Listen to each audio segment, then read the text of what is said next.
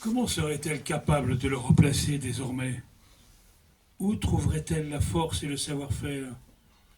Sans doute saurait-elle s'y mettre, à son rythme, en assumant son statut de femme seule, comme tant de ses voisines. Elle avait pris conscience qu'elle était entourée d'amis célibataires, veuves ou séparées. Bretagne, pays de matriarcat, avait-elle remarqué un jour, en pensant à ses sœurs et en se souvenant de son enfance marquée par les personnages de ses grands-mères et de ses tantes. L'une d'elles, à peine mature, engagée dans une gargote, volait des crêpes qu'elle cachait dans son corsage pour les rapporter dans sa chambrette à ses deux petits. Une autre, illettrée, ne parlant que breton, initiée dans un moulin par un vieux meunier, avait fini sa vie dans une minuscule maison penchée sur les hauteurs de la ville. Marilou, enfant, la visitait chaque mercredi et gardait dans sa mémoire l'odeur de cette grand-mère joyeuse, du feu de bois dans l'âtre et de cette chaumière sombre percée des raies du soleil. Et tante Cécile, qui à la mort en mer de son marin de mari, avait dû travailler comme femme de service pour nourrir ses 4 garçons. Que de destins singuliers, de vies gâchées et reconstruites, de forces intérieures pour surmonter les déboires et les aléas de l'existence. Que de difficultés pour bâtir à deux un chemin dans la durée. Deux de ses sœurs poursuivaient leur vie avec leur amour de jeunesse dans un équilibre qui semblait leur convenir. Quel bonheur de célébrer avec elles et leurs époux leurs anniversaires de mariage qui égrenaient les années et dessinaient la perspective de nombreux rendez-vous encore et encore jusqu'à épuiser la vie en la saturant de félicité. Marilou ne goûterait pas ce paradis. Il avait fallu s'y faire et accepter le deuil.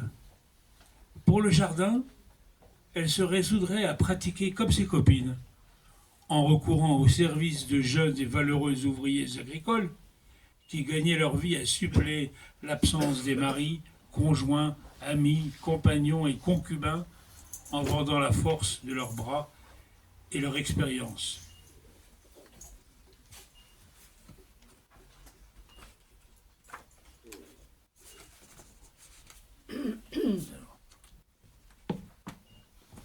Deuxième passage.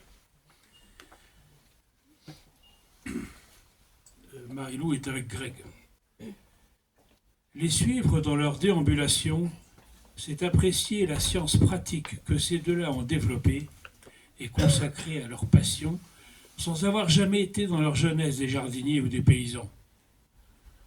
Marilou tient ce goût de la mère-mère, sa chère maman, qu'elle a toujours vue et accompagnée dans son activité bucolique. La mère-mère passait des heures dans son jardin, menue et volontaire, à parler avec les fleurs, à admirer les feuillages, à chasser les mauvaises herbes, à apprivoiser les limaces et les escargots. On prétend que Marilou a, comme sa mère, les doigts verts. C'est vrai. Toute graine plantée par ses soins devient un immense arbre qui offre ses branches aux oiseaux du ciel en quête d'ombre et de repos. Un rosier déposé en terre déploie une gerbe de parfum. Un kiwi adopté par ses soins se multiplie jusqu'à façonner une pergola. Et ses tomates, rondes et rouges, croquantes, si tant est que le champignon vicieux ne les ronge pas cette année. Et ces haricots, que l'on devine espiègles et joueurs, il leur reste encore du chemin avant de mériter d'être cueillis. Elle a aménagé des carrés de bois qu'elle a disposés en rangées régulières à l'écart des grands vents dans la partie ensoleillée du pré. Chaque carré est dédié à un type de légumes. Ici, les betteraves, les radis et les carottes. Là, les céleris, les poireaux et les épinards. Un peu plus loin, les choux, choux-fleurs et les haricots. Enfin, un dernier carré a été alloué à la famille des cucurbitacées, concombres, courges, butternut, potiron, potimarron, jusqu'aux courges spaghetti, et même une rangée de citrouilles qui rappellent à Erwan et Gildas que les contes de fées s'ancrent dans les merveilles du jardin.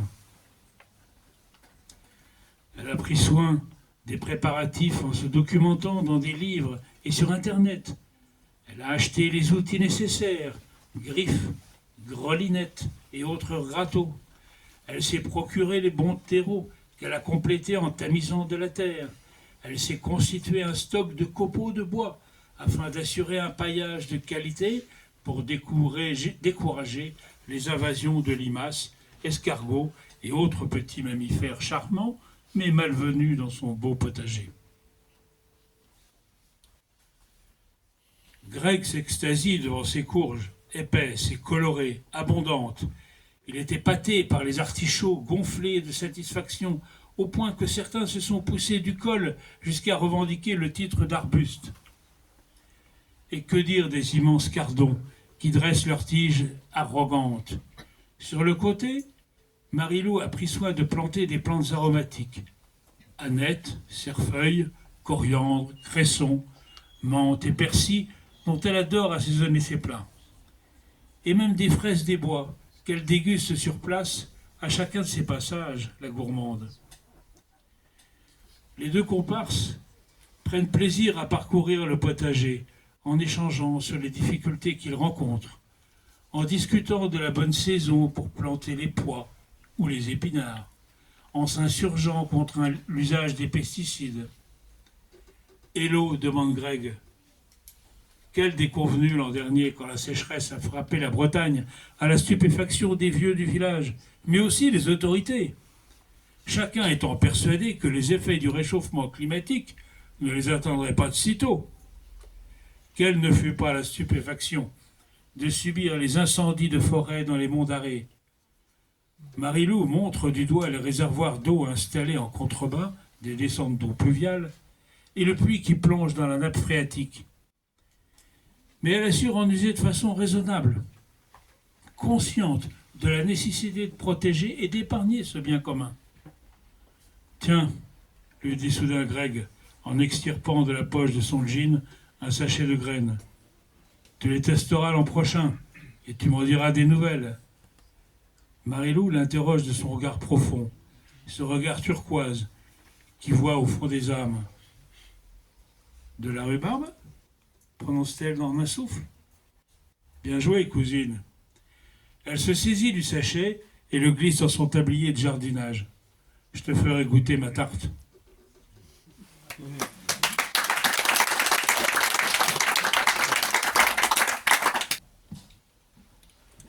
Attends.